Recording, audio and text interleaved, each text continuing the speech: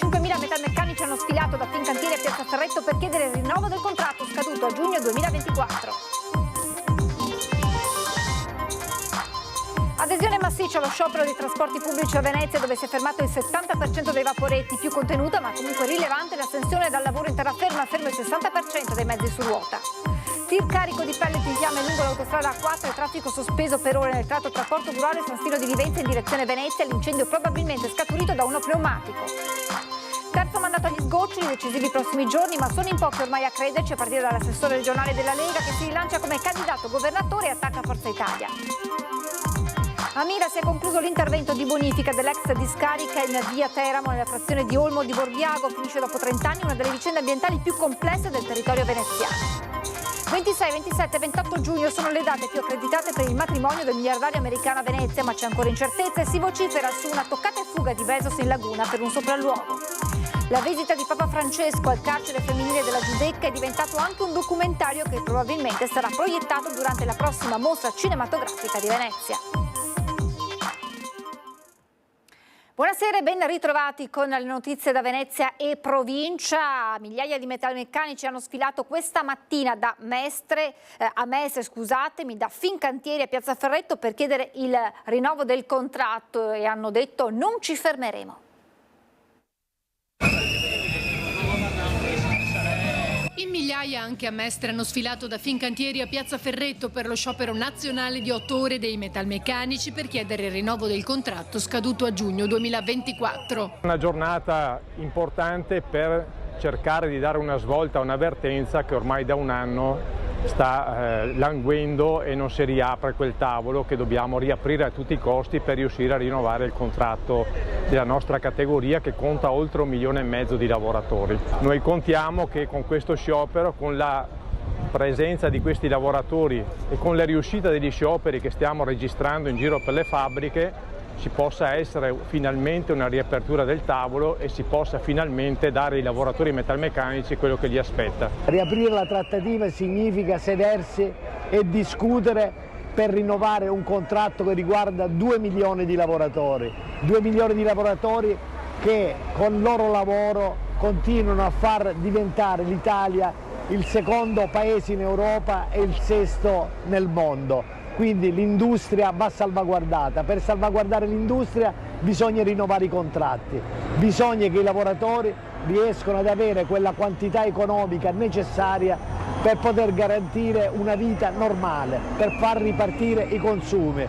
È assurdo quello che sta avvenendo, che è avvenuto in questi mesi, un'assenza della politica e un'assenza di Federmeccanica nel voler riaprire la trattativa. Abbiamo presentato un anno fa la piattaforma votata legittimamente da tutti i lavoratori del settore. Federmeccanica non ha preso atto delle nostre richieste, non ha cercato di condividere con noi e provare a discutere e trovare dei punti comuni rispetto ai vari punti. Ha presentato un loro documento e ovviamente non esiste che nelle relazioni sindacali, nelle relazioni industriali, almeno fino ad oggi, sia la controparte che presenta delle richieste all'organizzazione sindacale. Andremo avanti finché non recupereremo non solo il tavolo di trattativa, ma porteremo anche a casa il contratto legittimo per tutti i lavoratori. Dopo il volantinaggio iniziato all'alba davanti a Fincantieri, il corteo è proseguito lungo Corso del Popolo, piazza 27 ottobre e via Poerio, arrivando in piazza Ferretto intorno alle 11:30.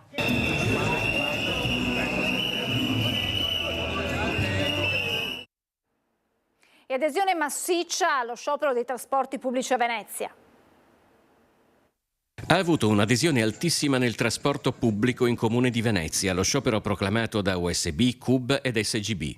Come capita spesso, la maggiore adesione si è registrata in Laguna, ma pesanti ripercussioni si sono avute anche nel trasporto su gomma. USB stima un'astensione dal lavoro attorno al 70%. A Venezia l'Unione Sindacale di Base è un sindacato molto presente nei trasporti che si sta espandendo anche nel settore della cultura. Eppure lo sciopero ha attecchito, anche se con percentuali sensibilmente inferiori, anche in altri comparti pubblici, come ad esempio Veritas, dove l'adesione è risultata in media del 10% in tutte le aree, con punta del 27% nel centro storico di Venezia. Noi vogliamo che vengano abbassate le armi e vengano alzati i salari. Il discorso che facciamo è molto semplice: da 30 anni in questo paese i salari sono a ribasso, non si spuntano contratti perché ci dicono sempre che non ci sono i soldi. diciamo che i soldi ci sono e la guerra lo dimostra, i soldi non vanno alla guerra, alle armi, alla distruzione, ma vanno ai salari, vanno alla dignità dei lavoratori, bisogna dare dignità alla categoria. Le spese con cui il governo Meloni intende sostenere il riarmo, sostiene USB, contrastano con rinnovi contrattuali incapaci anche solo di coprire l'inflazione, crisi industriali che si aggravano e moltiplicano, lavoratrici e lavoratori sempre più poveri. C'è poi un'altra questione specifica che riguarda il trasporto pubblico. Noi non vogliamo che soggetti privati vengano a gestire i servizi pubblici, i servizi devono restare pubblici. In Italia non si investe più sul pubblico, non si investe più sul trasporto. Il trasporto è la dignità dei lavoratori e soprattutto dei cittadini che hanno bisogno di muoversi su mezzi che siano idonei e consoni. Quello che è successo con la privatizzazione l'abbiamo visto chiaramente qua a Venezia, nei servizi di navigazione, nei servizi automobilistico. Meno servizio, meno qualità, contratti a basso costo, più aggressioni, abbiamo avuto meno sicurezza e quindi abbiamo visto con i nostri occhi i risultati di questa tipologia di politica e siamo ovviamente contro. Tiri in fiamme lungo la A4 e traffico deviato sul bypass A28-A27 per chi proviene dalla direttrice Udine-Trieste. L'incendio che si è verificato nel tratto Portogruaro-San Stino di Livenza è probabilmente scaturito dallo pneumatico sinistro dell'auto articolato che era carico di pellet. Nessuna conseguenza per l'autista del mezzo pesante. E intervento dei Vigili del Fuoco questa mattina per un'auto finita in un fosso in via Marco Belli a Portogruaro con una donna bloccata all'interno. La squadra di Latisana con il supporto dell'autogru di Pordenone ha messo in sicurezza il mezzo, mentre la donna, una donna di 64 anni già fuori dall'abitacolo, è stata affidata alle cure del SUEM. Dopo 30 anni di attesa, oggi per Mira è un giorno di festa e di rinascita con la bonifica dell'ex discarica di via Teramo. Un risultato storico che arriva dopo 30 anni e che mette fine a una delle vicende ambientali più complesse per il territorio veneziano. Si è concluso l'intervento di bonifica dell'ex discarica in via Teramo a Mira, nella frazione di Olmo di Borbiago. I 200 fusti di bauxite, ma non solo, c'era anche altro, sono stati tolti. Sembrava prima un prato assolutamente innocuo e non si vedeva nulla. Oggi lo è veramente. Abbiamo tolto quello che invece era una ferita profonda, inquinante. Questo grazie, devo dire, e non ricordiamolo all'Europa, che allora ha detto insomma, che 200 discariche abusive non andavano bene sul territorio nazionale, ha spinto l'Italia a farlo. L'Arma dei Carabinieri se ne sta occupando dal 2017, a che oggi il 2 dicembre finiremo l'ultimo dei 200 siti abusivi. Arrivavano a Porto Marghera, addirittura avevano mettere in difficoltà anche le acque di falda. Su questo sono stati asportati il tutto, sia i terreni inquinati che come rifiuti speciali portati in discarica e sia estratto tutte le acque contaminate su questo. Quindi oggi ridiamo un'area alla città di Mira e siamo contenti di. Un obiettivo che la Regione si era prefissata, assumendosi l'impegno di restituire alla comunità anche quest'area, ha evidenziato l'assessore Marcato, che ribadisce l'importanza e il diritto al rifinanziamento della legge speciale per Venezia, inapplicata dal 2011. È una legge necessaria per garantire l'incolumità di un bacino fragilissimo com'è la laguna di Venezia e non si capisce per quale motivo dal 2011 questa non venga più rifinanziata. Abbiamo scritto decine di lettere, non ci ha mai risposto nessuno, governi di destra, di sinistra, continuiamo a scriverle.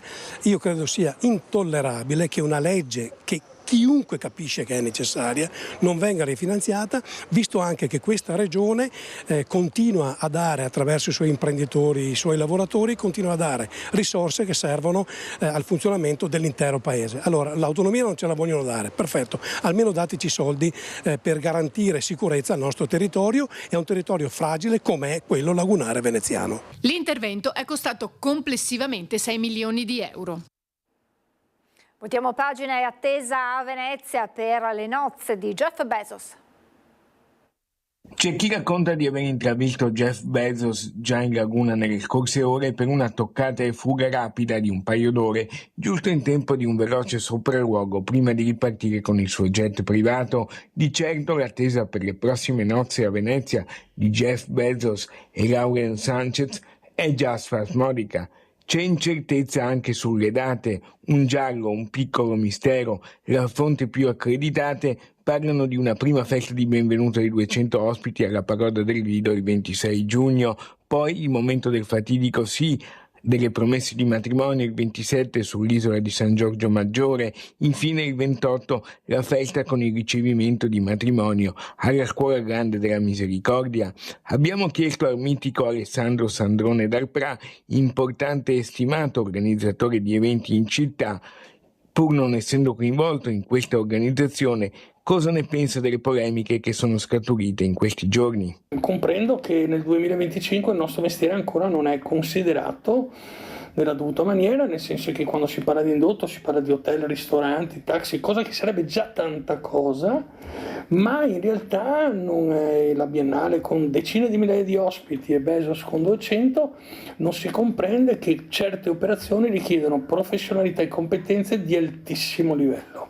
Con tutto rispetto per i nostri amici di No Bezos, massimo rispetto ribadisco, ma trovo tutto sommato questa contestazione magari ridicola, una parola un po' pesante, ma temo che sia assolutamente ininfluente, per cui inutile. Le nozze dell'anno sono organizzate dall'Agenzia Internazionale Lanza e Bucina, garanzia internazionale che ha come braccio operativo a Venezia l'Agenzia Veneta Rent, la quale ha curato anche le nozze in laguna di George Clooney e Amal. Bisogna ricordare che siamo in una nazione, in una città che gode di democrazia e libertà, anche se a volte viene messa in dubbio, per cui ognuno è libero di fare quello che meglio crede, di godere dei propri diritti come quello di sposarsi. Negare una cosa del genere senza ombra di dubbio alcuno non avrebbe senso e soprattutto porterebbe delle conseguenze molto negative nei confronti della nostra città.